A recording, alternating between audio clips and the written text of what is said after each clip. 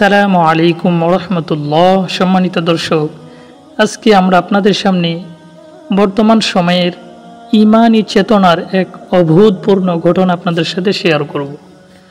ঘটনাটি হলো লিবিয়ার একজন যুবক যার নাম আমের সৌদি আরব যাচ্ছিল হজ করার জন্য।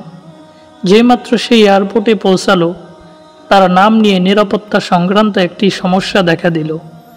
নিরাপত্তা বাহিনীর লোকেরা তাকে বলল, একটু অপেক্ষা করো, আমরা চেষ্টা করছি সমস্যাটা সমাধান করতে।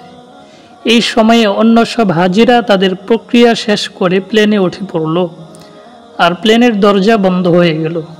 কিছুক্ষণ পর সমস্যা ঠিক হয়, কিন্তু পাইলট দরজা খুলতে রাজি হলো না। প্লেন চলতে শুরু করলো এবং আমেরকে ফেলে রেখে চলে গেল। অফিসার তাকে সান্ত্বনা দিয়ে বলল, মন খারাপ করো না, হয়তো এটা তোমার কপালে ছিল না। কিন্তু আমেরের ছিল অটল বিশ্বাস। সে উত্তর দিল, আমার নিয়ত হজের, ইনশাআল্লাহ আমি অবশ্যই যাব। হঠাৎ খবর এলো প্লেনটিতে যান্ত্রিক সমস্যা হয়েছে এবং তা ফিরে আসছে।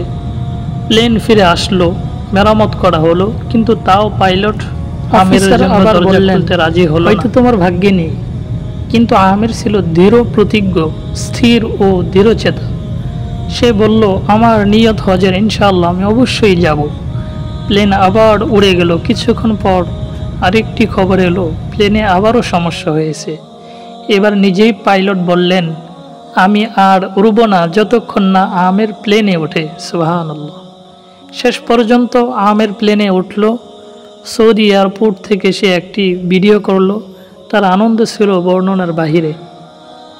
আল কাহার, এটি আল্লাহর সুন্দর নামসমূহের একটি। এর অর্থ হলো তিনি কারণগুলোকেও পরাস্ত করেন।